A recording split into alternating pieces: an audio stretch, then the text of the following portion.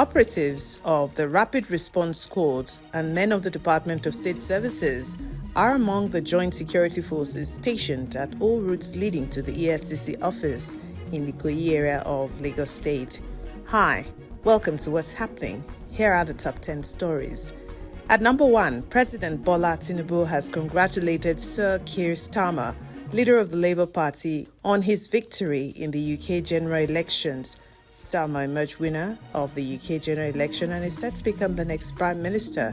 Special advisor to the President on Media and Publicity, Ajuri Ngalale, said in a statement that as the former leader of the opposition in Nigeria, Tinubu noted the determination and courage demonstrated by Starmer throughout his years in the opposition and as leader of the Labour Party. The President said that the party's ability to reform, mobilize and position itself for victory after 14 years clearly affirms the leadership qualities of Sir Starmer. He added that he looks forward to deepening relations between Nigeria and the UK in mutual areas of interest and in strengthening democratic institutions as well as building a safer and more prosperous future for the people of both countries. The outgoing Conservative Prime Minister Rishi Sonak, who has already considered defeat, said he'll step down as leader of the Conservative Party before tendering his resignation letter to King Charles III. The Nigeria police in Borno State have called for stringent laws to stop the withdrawal of rape and other sexual violence cases by relations of victims in court.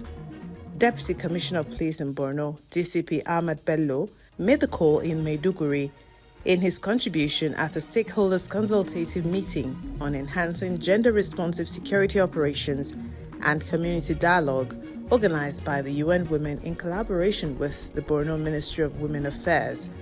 Bello said another major thing that needs to be addressed is the culture of silence and stigmatization of rape and other sexual violence victims. Bello called for laws to keep requests for withdrawal of the cases under the KIV for some period of time to enable the victims to finally decide on the matter. From the Economic and Financial Crimes Commission, EFCC, Lagos State Command, has beefed up security at its entrance in the wake of a planned protest. Operatives of the Lagos State Anti-Crime Outfit, Rapid Response Squad, and men of the Department of State Services, DSS, are among the joint security forces stationed at all routes leading to the EFCC office located at Awolowo Road in the Ikoyi area of the state. On Thursday, the Commission's head of media and publicity, Dele Oyewale, said intelligence at the disposal of some civil society organizations showed that a former governor and 2 former ministers are behind the protest being organized against the EFCC. This comes after the Commission had raised the alarm that some groups were planning a series of protests against it. At number 4, Nigeria is set to save $30 million annually through the conversion of cassava to ethanol, according to the Minister of Innovation, Science and Technology, Nnaji. This announcement was made during the signing of a Memorandum of Understanding between Monserrado Investments and the Federal Institute of Research, Oshodi, to establish a cassava-based ethanol plant in Ekiti State. Nnaji emphasized the economic and environmental benefits of this initiative, highlighting that the ethanol plant will significantly reduce Nigeria's dependence on imported ethanol. He added that the project aligns with the government's commitment to leveraging local resources for sustainable development. At number 5, the Lagos State Commander of the Nigeria Police Force has reportedly killed a 9-man suspected armed gang in a recent confrontation with the state. The State Police Public Relations Officer, Benjamin Hundeyin, confirmed the development, adding that the suspects were killed during a gun duel with the police. The Command Special Squad 1 team achieved the feat when it engaged the men around the Ajao, Okota Isolo, and Ladipo axis. They were about to abduct someone at Ladipo when the police foiled their operation. The incident happened at about 8 p.m. on Thursday. 5 AK-47 rifles and 2 SUV jeeps were recovered during the operation.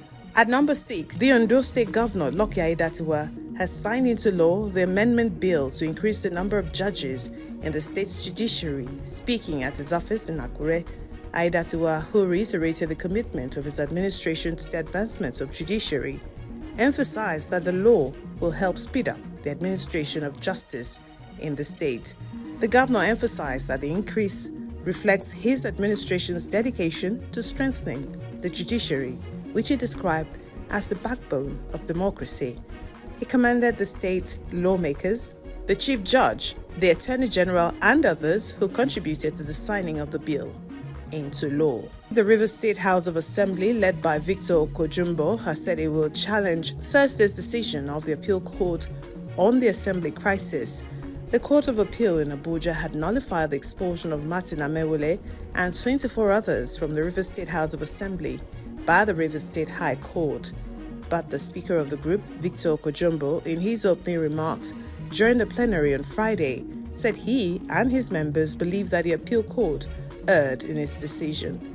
The lawmakers, who met at the temporary chamber at the Government House in Port Harcourt, as pronounced in the executive order by Governor Sim Fubara in December, also considered two bills. At number 8, Rishi Sonak Friday apologized to the public after his Conservatives were knocked out by Labour in the UK general election. Rishi Sonak considered defeat after multiple cabinet members lost their seats and the scale of the Tory defeat became clear.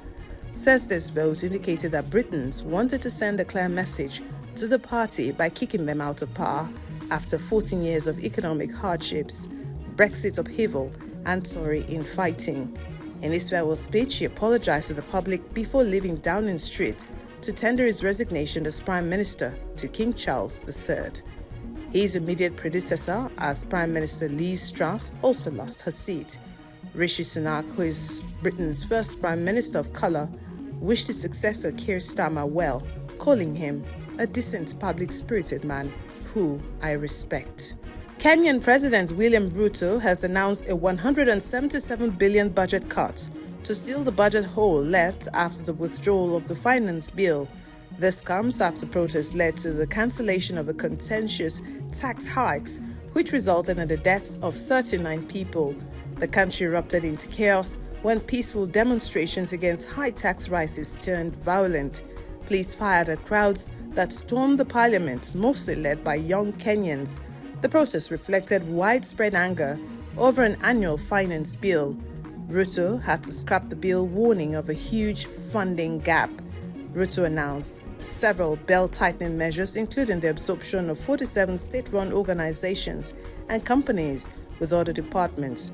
The office of the First Lady and that of the Deputy President's spouse will cease to exist, and the number of government advisors slashed by half. And at number 10, Carlos Alcaraz won his third Grand Slam title and first at the French Open on Sunday, defeating Alex Zverev 6-3, 2-6, 5-7, 6-1, 6-2 in an engrossing contest. With a victory, the 21-year-old Alcaraz becomes the youngest man to claim a Grand Slam title on every surface, having won the US Open in 2022 and Wimbledon last year. Zverev had his best ever run at the French Open against the backdrop of an assault case, which Friday, a Berlin court announced he and his former partner had agreed to settle, with no admission of guilt from Zverev. Asked about the settlement prior to the final, the world number 4 said that he was happy that it was over, but didn't ever want to hear another question about the subject again. That's it on what's happening. Thanks for watching.